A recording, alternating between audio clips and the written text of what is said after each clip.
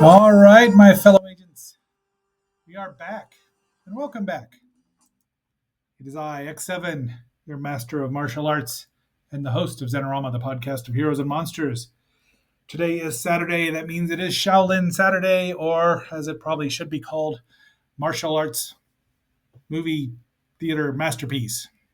While this does have a lot of martial arts in it, it's not truly a martial arts movie because we are in Halloween season, so this is a super scary movie, to quote Count Floyd.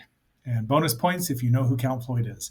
So, before we get too much further into this, please like, share, subscribe, leave a comment. Let me know what you think about Sakuya and the Slayer of Demons, and all the demons and yokai and monsters and ghosts and obaki in this movie.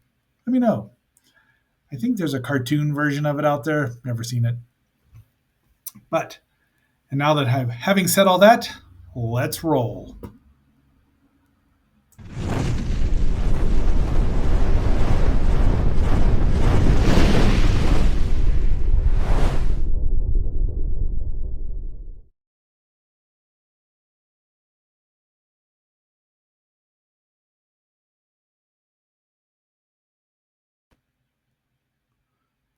Okay, so we start out in 1701 CE, Common Era,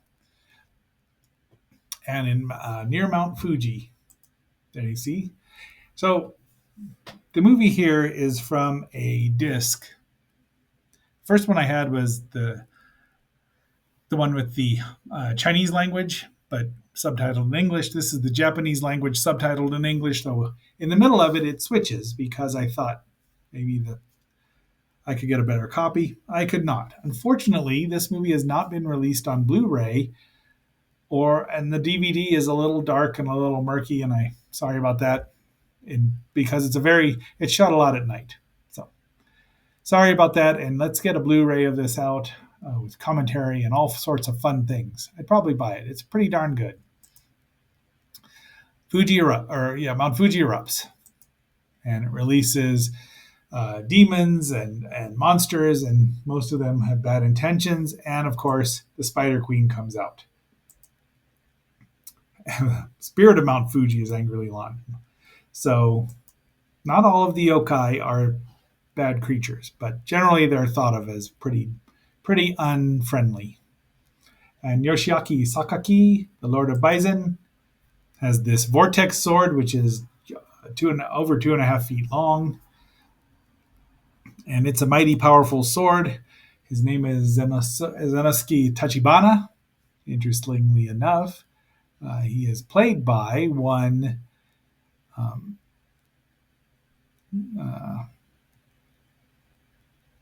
that's who made the sword, pardon me. But there, Yoshiaki Sakaki is Takeshi Hongo, aka Hiroshi Fujioka. So it would have been nice to see him do a little kick to one of these demons, but there he is killing it. So the problem with the sword is every sword like this exacts a toll. It shortens the lifespan of the wielder. That's very, very much a trope with enchanted swords. They're either super bad, or they want death, or they shorten your life. So there's always you try to figure a way around it. So that was his. There's Candle of Life spirit. There's a kappa, a water spirit, a water monster or water yokai. We've seen them in along with ghosts and spook warfare. This one is not very friendly, but he dies, passes the sword on to his daughter, Sakuya. So there she is, and she takes it and just kills him. And I think that's the title. The Slayer of the... I can't even read that. See, this is how poor... 15 years ago, before Blu-ray was very common, this was fine, but she kills him and then adopts the little one and names him Taro. Third son, really. So, why... Taro, that's what it means, at least in what I've heard. So I might be wrong. So she raises him, and they are all worried that because, she's using the sword now, the candle will kill her. And there's no heir apparent yet except for Taro. She's not married. And Taro there, Sakuya is played by Nozumi Ando, and that is Shuichi Yamauchi as Taro. I don't know most of these people, so we're probably not going to get too much into them. And there's the Mirror of the Eight Layer Clouds, one more magical instrument. And let's see. Where is he? No. That is the Imperial Spy and head of the Iga Ninja, as Sho Masharagi. So that's who they get signed up with. There's two Iga Ninja. This is one of them. And so, yes, so human blood, if she kills humans, that will substitute their life force for hers. She won't do it. She's like, nope, not doing it. Off they go. They've got two ninja with them. There's the little map. They're trudging along. They meet this, I think this is one of them who gives Taro something or another. Achioji County, and then they get lost and they find this is the puppet master, the collector of human dolls. He's not a ghost. Unfortunately, he's got a monster there with him who is a cat monster. He just calls himself the evil puppeteer, but then they realize there's an actual demon in there with him, a two-tailed cat. So that's who that is. Let's see if we can find. She's obviously has bad intent. There we get to see this vortex sword comes out and zap, and then the dolls come back to life because the cat has killed the two-tailed cat has killed the puppet master. So, and she gives Taro a little charm, a jingle charm. So there's lots of charms floating around here, which are valuable protection against demons, as we'll see in some later movies coming up. And Taro just, prays to every Buddha statue he finds. So you can tell he's a kappa because he's got a green head where no hair is. So he thinks that these are demons, but this is a fun, very fantastic sequence with the yokai. We've seen them, and Sakuya doesn't want to hurt them because they're good monsters and bad monsters. So there he is, Karakasa, the umbrella monster, probably the most famous of the yokai. And then they have to leave. Taro doesn't want to leave because he belongs there, but he also loves his sister. He has to admit, as a water creature, he can't swim. And so they're kind of making fun of him, and then he runs out and gets zapped by lightning. Apparently it has no effect on him because lightning is, water will go through electricity, will go through water. It's a very good conductor of electricity, water is. And there is Fujiyama erupting again, and they're resting. And now we have the Dark Riders. Some of this looks like it comes right out of Lord of the Rings, which was very popular at the time. I didn't see this for about 10 years. I want to say maybe. I really enjoy it. I do enjoy the movie. I just wish there was a better copy. Nice battle scene. So these are ninja, and they use their, the sword. The vortex sword is not a katana per se because it's a straight sword, but they use several ninja weapons here. Chains with whips and spears, and see, there you go. She even has protector charms, which don't really work that well. But look, you can tell by this thing that it's interlaced. The pictures are. So I tried to keep the best ones. And the demon has hired the locals to kill them. And they want double the pay. And they're come and meet your death. They're threatening her. And this is not a good thing. She doesn't want to. But the sword draw that makes her draw it and just wipes them out. So her candle that sucks it all up, her candle grows. She feels horrible. And they're like, these guys were going to kill us. They needed to, be stopped. And she's upset with Taro because he thinks he can't handle it. So all this. And then the Spider Queen comes to Taro and is trying to trick her into betraying his sister, who killed her father. And he does. There she is. I don't know. Let's see. Who is the Spider Queen? That is Keiko Matsuzaka.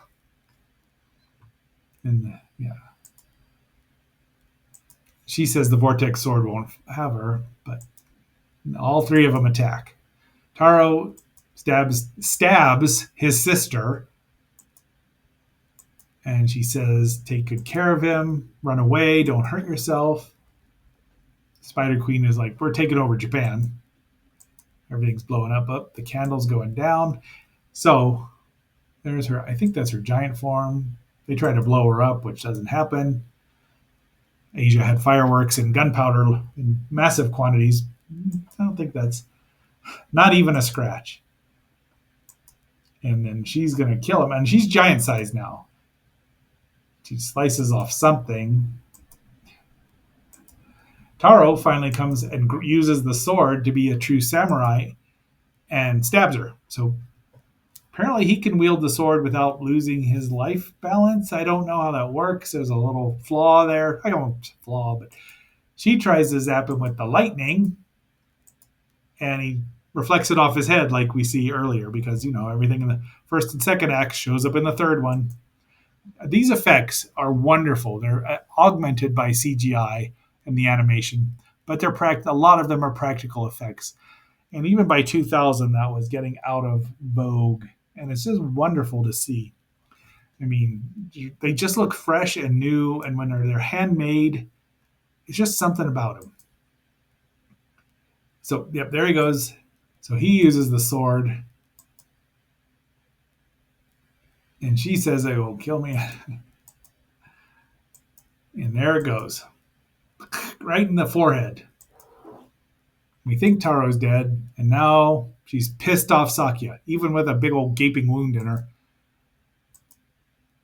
And that's a lovely shot. Now, these are great shots, and in motion, they look wonderful, but unfortunately, it's just such a dark picture. So, once again, I'm sorry about that. The ninja are still alive, and the candle of life is bright, and she's not dead right now. And that's the sword maker who's crying. They're happy. And there's Mount Fuji. So, now demons will come again because you can only, halt evil. That's the whole thing. You can't ever get rid of it because you can't. And that is our movie. Tomorrow, they would have gotten away with it if it hadn't been for that nosy typesetter. And he doesn't have, meddling kids, but it would have helped. But we are going to be reviewing The Ghost of Mr. Chicken, which, of course, is because Sven is airing it.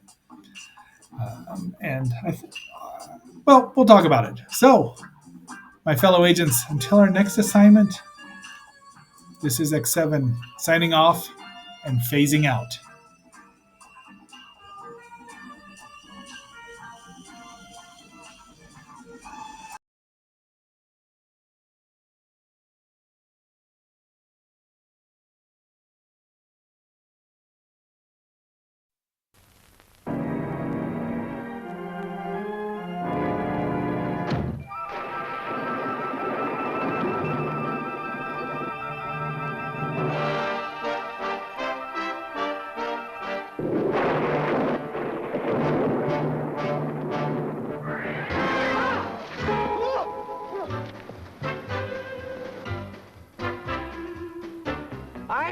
Called brave.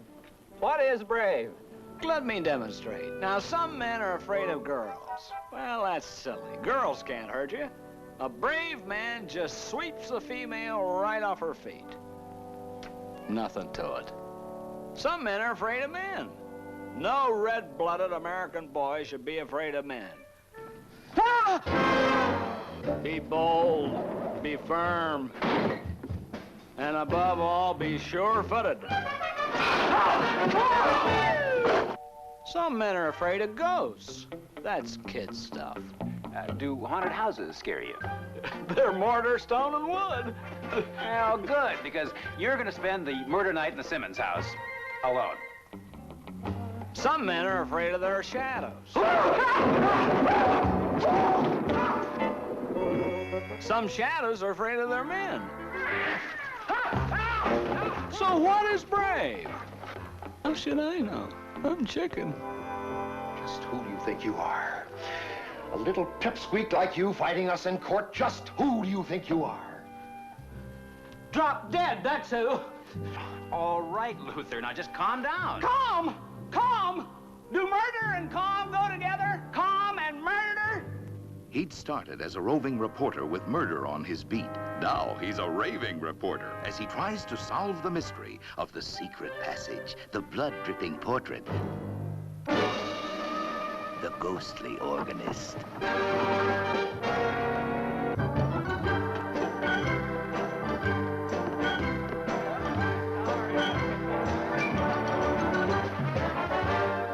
And you're chicken if you miss this movie.